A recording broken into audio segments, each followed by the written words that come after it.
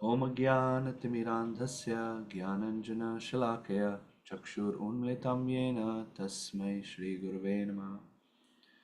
Shri Chaitanya-manobhishtam Stapitam yena bhutale Swayam Rupa Kadahmayam Dadati Swapadantikam Vanchakalpatarubhyascha Kripa Sindhubhyaiva cha Patitanam Pavanebhyo Vaishnavebhyo Namo Namaha. Jai Shri Krishna Chaitanya Prabhu Nityananda Shri Advaita Gadadhar Shivasadi Gaur Bhaktavinda Hare Krishna Krishna Krishna Hare Hare Hare Rama Rama Rama Hare Hare. Good morning, Hare Krishna. We're going to speak from Canto 12, Chapter 13, Text 18. So this is the last chapter of the Srimad Bhagavatam, which is entitled Glories of the Srimad Bhagavatam.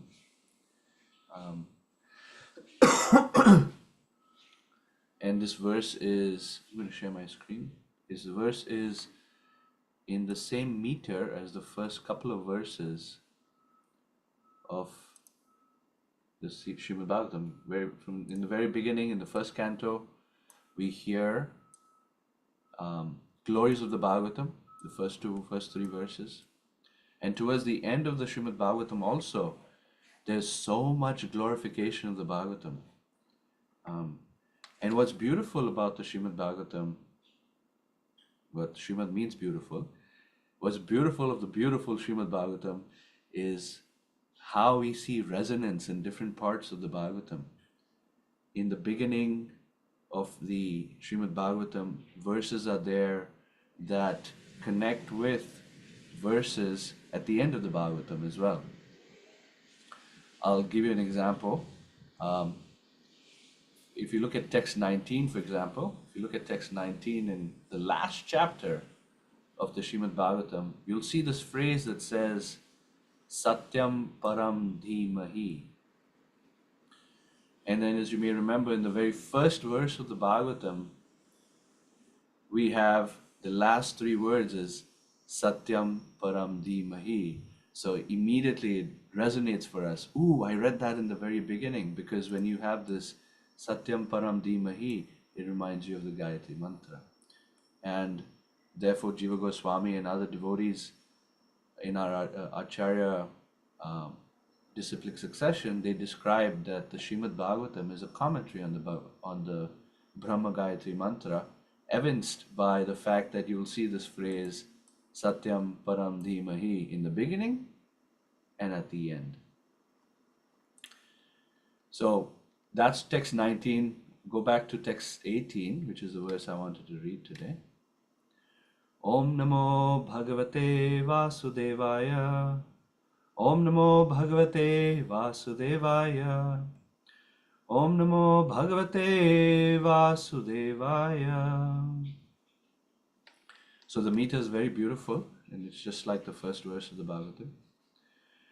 Srimad Bhagavatam Puranam Amalam Yad Vaishnavanam Priyam Yasmin Paramahamsyam Ekam Amalam Jnanam Param Giyate Tatra Jnana Viraga Bhakti Sahitam Naishkarmyam Aviskritam Tachrinvan Supatan Vicharana Paro Bhaktya Vimuchenara. Beautiful verse. So the translation goes like this. Srimad Bhagavatam is the spotless Purana. It is most dear to the Vaishnavas because it describes the pure and supreme knowledge of the Paramhamsas.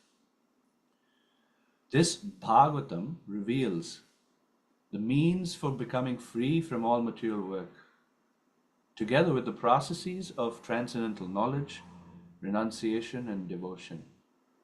Anyone who seriously tries to understand Srimad Bhagavatam, who properly hears and chants it with devotion, becomes completely liberated.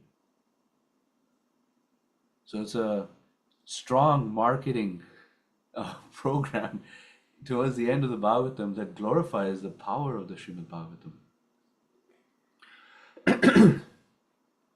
Purport. Because Srimad Bhagavatam is completely free of contamination by the modes of nature, it is endowed with extraordinary spiritual beauty and is therefore dear to the pure devotees of the Lord. The word Paramahamsyam indicates that even completely liberated souls are eager to hear and narrate Srimad Bhagavatam. Those who are trying to be liberated should faithfully serve this literature by hearing and reciting it with faith and devotion. So back to the verse. The first line is Srimad Bhagavatam Puranam Amalam Yad Vaishnavanam Priyam. So we'll start with the first line. Puranam Amalam. Even in the beginning, the second verse, we see this phrase Srimad Bhagavatam. In other places, it says Idam Purana, etc., or Bhagavatam, simply Bhagavatam. Very rarely this word Srimad Bhagavatam come together. We see it in the second verse of the first canto, first chapter, and then we see it here also, Srimad Bhagavatam. Srimad Bhagavatam Mahamuni Krite Kim Vaparerishvara. In the second verse, Vyasadeva is writing that, where he says that Srimad Bhagavatam Mahamuni Krite has been compiled by the great Muni, Vyasadeva. Kim Vaparerishvara, who needs any other literature? And in this verse, at the end of the Bhagavatam, is being discussed by or presented by Sutta Goswami. He's saying Srimad Bhagavatam Puranam Amalam. Now keep in mind the context, what's just happened. So after Maharaj Parikshit leaves, which by the way I want to get to show how the Srimad Bhagavatam has an effect on anyone's soul. But after Maharaj Parikshit leaves in chapter 6 of the 12th canto, and Shukadeva Goswami leaves, it seems like the Srimad Bhagavatam can come to an end. But what happens is the sages of Naimisharanya ask Sutta Goswami, please describe the various Vedic literatures and how they came to be. So Sutta Goswami does an elaborate exploration of all of the Vedic literature and explains the disciplic succession for the Vedic texts, the Rig Veda, Samaveda, Yajurveda, Tharvaveda, and then the Puranas. And so he presents all of the different Puranas, the different kinds of Puranas. And in that list, one of them was Markandeya Purana. And so the sages of Naimisharanya then ask, okay, can you talk about Markandeya Rishi and what was his story? And so there's 4 or 5 chapters that Sutta Goswami gets into discussing about Markandeya Rishi. Fascinating story, beautiful story. And then at the end, that's after chapter 10 of 12th canto. Then chapter 11 and chapter 12. Chapter 11 was a summary of the sun and the deity of the sun and the various associates of the sun god. Then chapter 12 and 13 conclude the Srimad Bhagavatam, and glories of the Srimad Bhagavatam are spoken. So my point being that in chapters 6 and chapter 7 of the 12th canto, an elaborate presentation of all our Vedic literatures is provided. Yet now Sutta Goswami says, of all the Puranas, this particular Purana is Amalam. And Mahaprabhu also discusses this with his devotees, that Srimad Bhagavatam is the highest Purana, Amala Purana. There are 18 different Puranas and they are sectioned. Jiva Goswami and Vishwanath Chakravarti Thakur discuss which 6 Puranas in the mode of goodness, which 6 Puranas in the mode of passion, which 6 are in the mode of ignorance. This Purana is in the mode of goodness, but not only that, it's Amalam, it's transcendental. There's no tinge of the modes of passion or ignorance in this Purana. And therefore, Yad Vaishnavanam Priyam, it's very dear to the Vaishnavas. Devotees love it. Devotees love to comment on it. When Prabhupada came to the West, that's the one thing he wanted to bring with him, Srimad Bhagavatam, the gift of the Bhagavatam. We have commentaries from many devotees on the Srimad Bhagavatam. It's very dear to the devotees. If all books were to disappear from this world, Bhakti Siddhanta Saraswati Thakur says, that will be fine as long as we have the Srimad Bhagavatam. So the next line says, Yasmin paramhamsyam ekam amalam jnanam param giyate. That giyate means it speaks about, it sings. Yasmin, in which, this Bhagavatam, in which the glories, the giyate of the Paramahamsyam, the great souls, amalam jnanam param, the pure transcendental knowledge, is spoken of the great Paramahamsas. So again the word amalam comes. The Srimad Bhagavatam is supremely pure. And this is absolutely pure knowledge that we get in the Srimad Bhagavatam. Then tatra, there, within the Srimad Bhagavatam, jnana viraga bhakti sahitam. So sahitam is with, along with jnana and vairagya, or viraga, or detachment. So along with knowledge and detachment, bhakti is discussed. And then naishkarmyam. Naishkarmyam is one becomes free from all kinds of material activities. Aviskritan. Aviskritan is presented. You see in the word for word, Aviskritan is revealed, it says. And then the last line, one who hears supatan. Patan means to study, or patan also in this case is translated as to chant or to speak it. Su means does very nicely. So one who hears and very nicely speaks it, and then vicharana paro, meditates on it, studies it, is very serious about it with devotion, that nara, that person, vimuchen, becomes free, becomes liberated. So if we compare this verse to the second verse of the Srimad Bhagavatam, the very second verse of the Srimad Bhagavatam, we'll find very strong resonance. Because there also in the second verse of the Bhagavatam, Vyasadeva says that this Srimad Bhagavatam uproots all threefold miseries of life. And one becomes liberated. The Supreme Personality of Godhead, when the heart is revealed, and it happens immediately. The qualities with which one is recommended to read the Srimad Bhagavatam or study the Srimad Bhagavatam are given here. First, one has to hear it. One very nicely recites it. And then vicharana paro, one should deeply study this and meditate on the subject matter.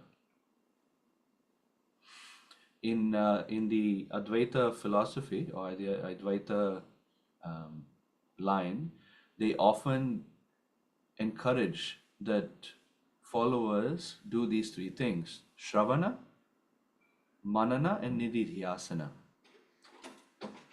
We see a very similar parallel over here. Shravana, Shinvan. Manana or Supatan is to think about it, is to talk about the subject matter that you hear. And then Vicharana Paro, Nididhyasana. Nididhyasana means to incorporate or to imbibe, completely integrate the teachings in our lives. So Srimad Bhagavatam is meant to be heard, it's meant to be spoken or sung, and it's meant to be deeply studied, deeply incorporated, integrated into our lives. What happens when one does that? I want to give the example of Maharaj Parikshit. So we go to the 6th chapter of the 12th canto, and we see what happens to Maharaj Parikshit after hearing the entire Srimad Bhagavatam. So it says, after hearing all that was narrated to him by the self-realized and equipoised Shukadev, the son of Vyasadeva, Maharaj Parikshit humbly approached his lotus feet. Bowing his head down upon the sage's feet, the king, who had lived his entire life under the protection of Vishnu, Vishnu Rata, folded his hands in supplication and he spoke as follows. So now we'll hear from text 2 to 7, we'll hear the realizations of Maharaj Parikshit after he had heard the Srimad Bhagavatam. Powerful.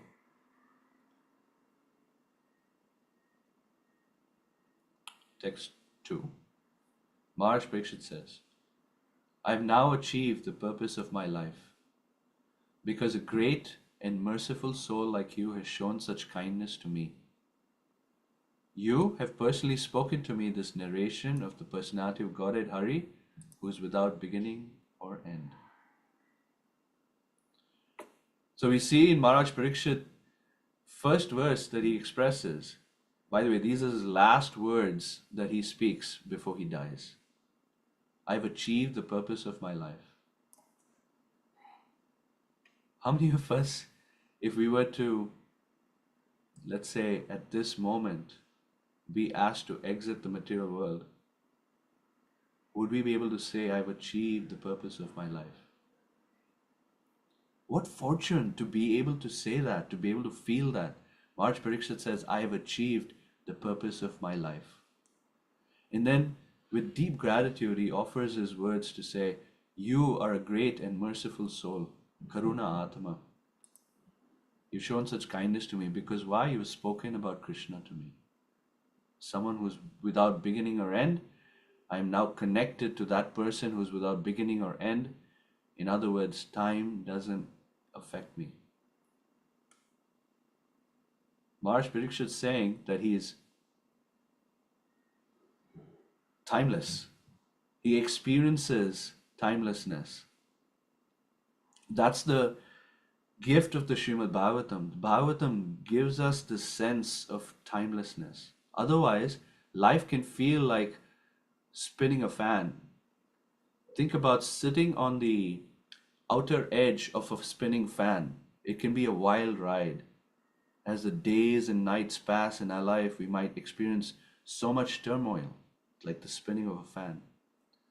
As one studies Srimad Bhagavatam, it's like coming closer to the center of the fan.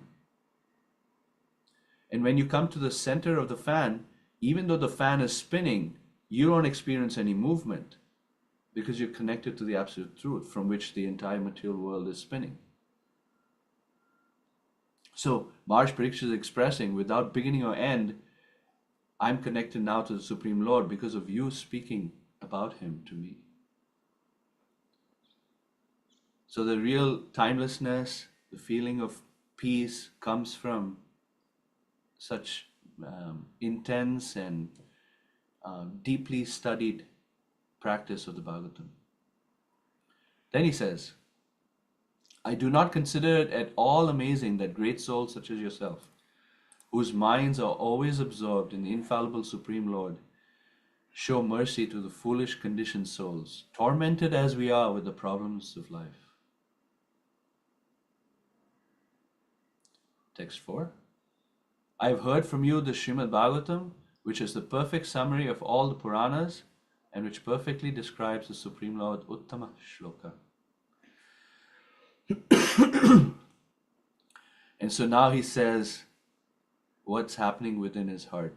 He says, my Lord, I have no fear of Takshaka or any other living being or even of repeated deaths, because I've absorbed myself in that purely spiritual absolute truth which you have revealed and which destroys all fear. Maharaj Parikshit is ready. He's become fearless. He's pumped after all of this narration of 7 days from Shukadeva Goswami expressing Krishna's pastimes with his devotees.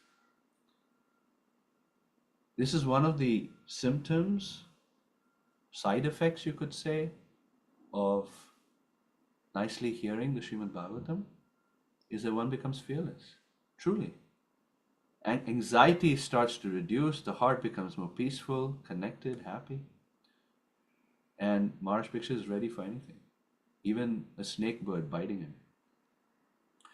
Then he says, "O Brahmana, please give me permission to resign my speech and the function of all my senses unto Lord Adokshaja. Allow me to absorb my mind, purified of lusty desires, within him, and to thus give up my life." Maharaj Parikshit just wants to meditate his mind onto Krishna. He says, "Finally, you have revealed to me that which is most auspicious, the supreme personal feature of the Lord. I am now fixed in knowledge and self-realization, and my ignorance has been eradicated." It's, generally one may feel humble when you speak about one's own attainment, but he's completely giving all his credit for being fixed in knowledge to Shukadeva Goswami, and he's saying, "I'm now fixed in knowledge and self-realization, and my ignorance is completely eradicated." Super confident. This is devotional confidence. Real self-confidence is confidence in Krishna, and we see this kind of confidence in Maharaj Parikshit. Then Maharaj Parikshit goes on to receive the permission of Shukadeva Goswami. Shukadeva Goswami departs in a very detached way, and Maharaj Parikshit becomes motionless. He settles himself into himself, the Bhagavatam says, which is Atmani Atmanam Atmana. He settles his mind within his spiritual self by pure intelligence, and then he meditates upon the Supreme Lord. Then Takshaka comes, bribes Kashyapa so that Kashyapa doesn't counteract the poison that Takshaka wants to inflict upon Maharaj Parikshit. So Kashyapa is bribed by Takshaka. Then Takshaka, and the form, he changes his form as a Brahmana, bites Maharaj Parikshit, and immediately the body of Maharaj Parikshit immediately bursts into flames, and and then he departs. Vishwanath Chakravarti Thakur explains that Maharaj Parikshit, so deeply absorbed in Krishna, even before Takshaka touches him to bite him, Maharaj Parikshit already left his body. And then Takshaka bite, and the consequent inflammation of the body was like the funeral rites that was taking place for Maharaj Parikshit. And all the demigods and sages were lamenting initially, but then they started to offer great praise. The Gandharvas sang, they showered flowers, because Maharaj Parikshit was heading back to Krishna. So that is what we can see, the impact of the glory of the Bhagavatam touching one kind of soul, the soul of Maharaj Parikshit. Fearlessness, ready for death, and a very glorious departure. I want to share with you a picture. We all got to go to Shukratal by the mercy of our spiritual master, and many devotees who organized a yatra. This place is called Shukratal. This banyan tree is said to be 5,000 years old. And apparently this is the banyan tree under which Shukadeva Goswami spoke to Maharaj Parikshit, the Srimad Bhagavatam. Here's another picture of it.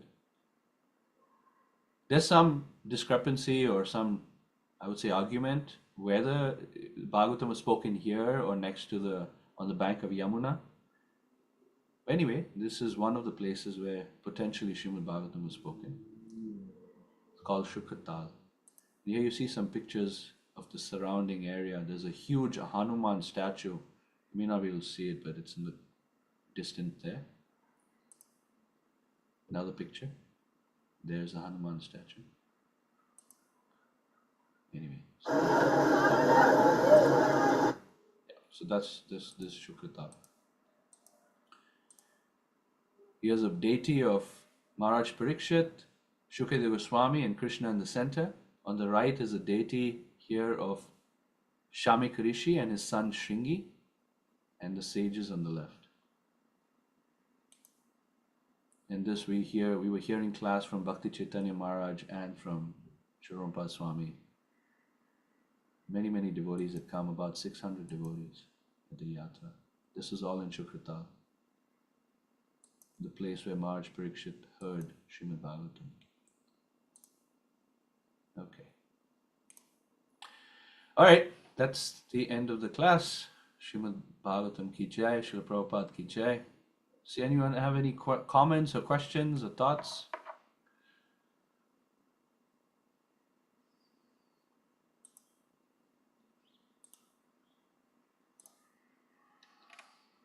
Thank you very much, Prabhu. Hare Krishna. Please accept my humble obeisances. All glories to Guru Maharaj Srila Prabhupada.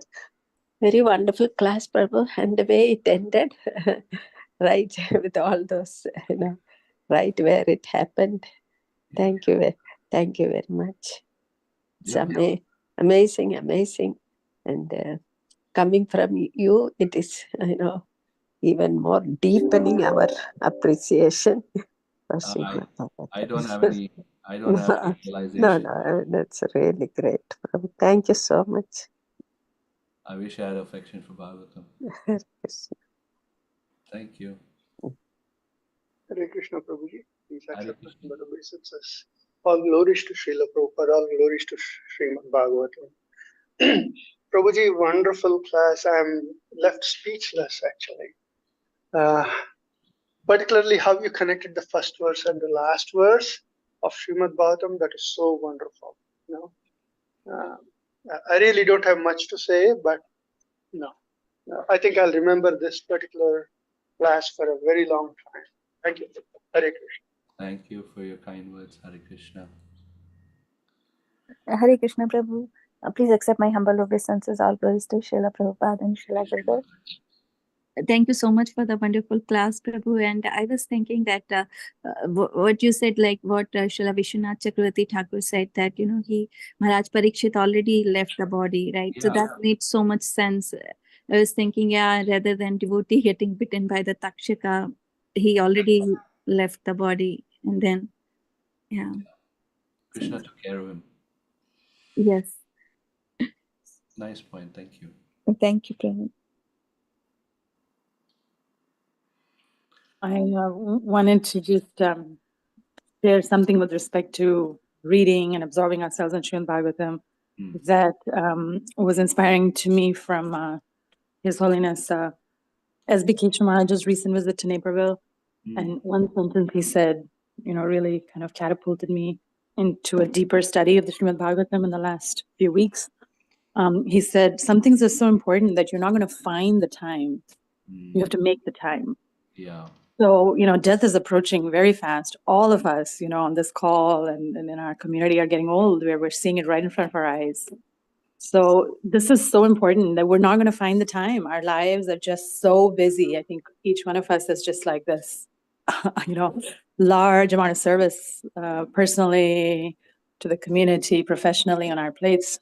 We just have to make the time for absorption in the Srimad Bhagavatam. Yeah. And that's one thing. And then the other thing I wanted to ask is that in this sequence, where does the Brihad Bhagavatamrita, Maharaj Parikshit speaking the Brihad Bhagavatamrita come in? So we hear when we were in Yatra, there was a little bit of discussion between Bhakti Chaitanya Maharaj and Rampal Maharaj, where Bhakti Chaitanya Maharaj said immediately after Sukadeva Goswami leaving, Maharaj Parikshit left also. And then Maharaj said, Rampal Maharaj said, but wait a minute, Brihad Bhagavatamrita was spoken in between, and therefore it was not immediate.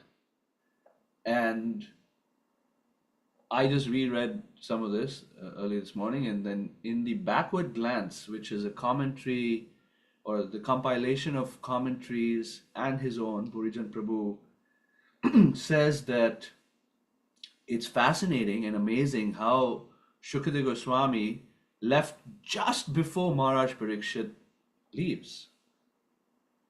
And it exhibits his detachment, his sense of detachment, exhibits his sense of This is my service. And the what was important was speaking the Bhagavatam. What was not so important was that Maharaj Parikshit's body, external physical body, caught on fire, and for him to be there, it was not important for him to be there.